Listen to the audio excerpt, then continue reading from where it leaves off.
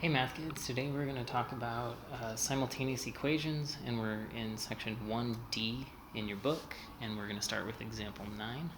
It says solve the following simultaneous equations graphically. So it gives us these two, and from the previous graphing section you can use any of those methods that we talked about in that section to graph this. So for the top one, since this is in slope-intercept form, or y equals mx plus b, we'll just start at -1, and then we'll use the slope, which is 3 over 1, and we'll rise 3, so 1, 2, 3, and we'll run 1, 1, so we go 1, 2, 3 over 1, and connect the dots. Now the other equation, we can either solve it to be in slope-intercept form, or we can use the intercept method. Just so I'm showing you a different method, I'm going to use the intercept method. So I'm going to plug in a 0 for x first, and that's going to leave me with y equals 3. And so we're going to cross the y-axis at 3. So we go 1, 2, 3. And then if I plug in a 0 for y, I get x plus 0 equals 3. And that leaves us with x equals 3. So if we go over 3 on the x-axis,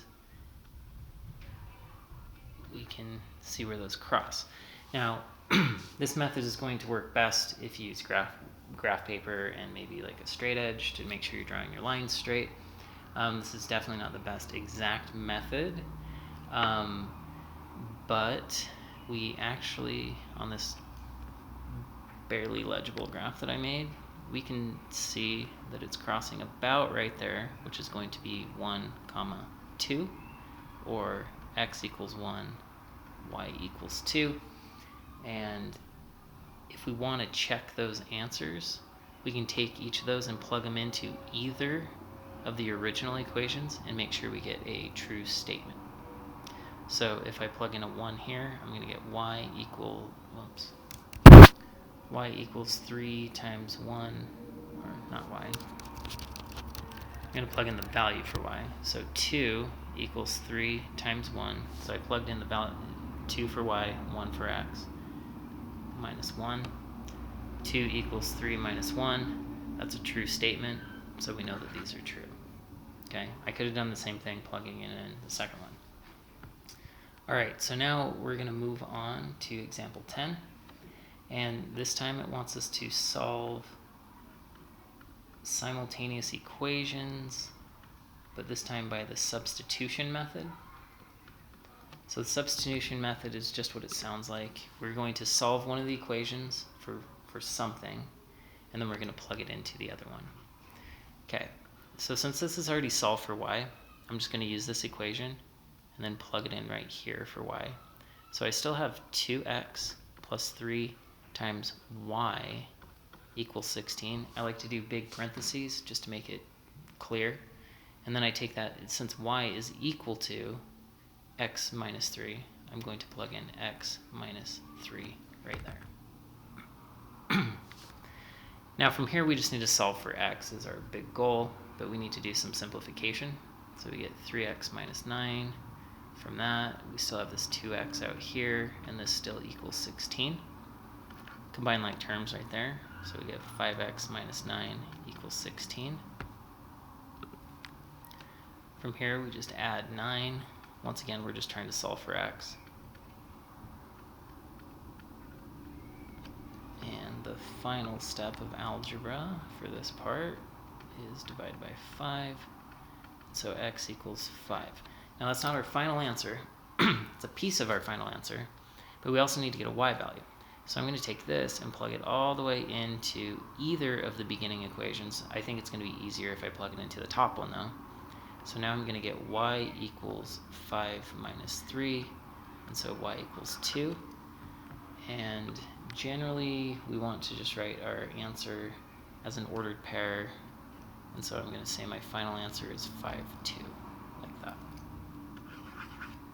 Okay? Now you don't absolutely have to write it as an ordered pair. We could have just kept these two right here. And once again, we can check our answer using the same method as the previous problem, just plugging it into one of the originals. Okay. We're going to keep moving on. So now we're on example 11. And this time it wants us to use a different method. It's called elimination. So we want to solve this system of equations, is how I learned it, and maybe how you were taught it. The book calls it simultaneous equations, so they're the same thing though.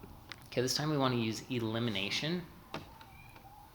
And what we need to do with elimination is we need to make sure that either our x's or our y's have the same number in front of them, or a multiple of that number. So for example, if we had 5x and 15x, that would be fine. Now another thing we want to check, we want to make sure they have opposite signs. So if we had this situation over here, we'd want to make sure one of those is negative and one of them is positive. Now, luckily, over here, for the actual problem we're doing, this was just an example, it doesn't have to do directly with this problem. We already have a -2 and a 2. So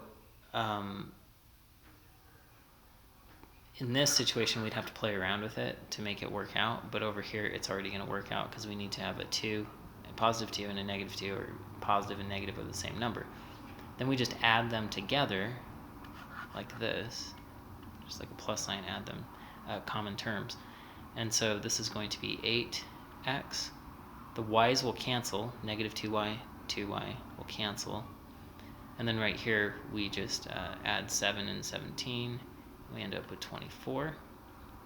Do just a little bit of algebra, and we get x equals 3. Okay. Once again, that's not the full answer, so we need to take this and plug it into one of the originals. It looks like both of them will be about the same, so I'll just choose the top. And then we need to solve for y. So it's going to be 15 minus 2y equals 7. Then we subtract 15. So it's going to be -2y equals -8. Move that up just a little bit. Okay, so now we just need to solve this. So we're going to divide by -2. And so we end up with y equals 4. Okay, we can choose to write this in an ordered pair if we want to make our answer, easy to read, or we can keep it separate like that. Okay, now we're moving on to example 12, which is another elimination problem. So we're going to use the same method that we just used on that problem. And this one I think is going to be just a little bit harder. Okay, once again, there's simultaneous equations. We're using elimination to solve this. Notice this time, though, the x's don't have the same number, the y's don't have the same number. So what we need to do is we need to pick one of them. It doesn't matter if we choose x or y, but we want to make one of them cancel. So we're going to kind of think least common multiple type thing. So I'm going to actually multiply the top by 2 and the bottom by -3. Now the reason why I chose those numbers is because I want this 3 and this 2 to turn into the same number. But I want them to have opposite signs. They're both positive, so I need to make one of them negative. Alternatively, I could have made this 2 negative and it would have worked out the same. Now I'm just going to distribute this 2 to everything and this -3 to everything on the bottom. So 2 times 3 is going to give me 6x. 2 times 4 is going to give me 8y. And then 2 times 2 is going to give me 4. If I multiply these, I get -6x. If I multiply these, I get +9y. And then -21. So just like on the previous problem, now we're going to add these together. Add the x's and they cancel. Add these and we get 17y. And then add these and we get -17. Do just a tiny bit of algebra, divide by 17, and we end up with y equals -1. Once again, we need an x and a y for our final answer. So this time I'll plug it into the bottom. So we get 2x minus 3 times negative 1 equals 7. Combine those, so 2x plus 3 equals 7. And then we just do the algebra to solve for x. Subtract 3. 2x equals 4. Divide by 2. X equals 2. And if we want to, we can write that as an ordered pair. And that's our final answer. Okay, so that's everything from that section. If you need help, make sure you come to Math Lab and calculator.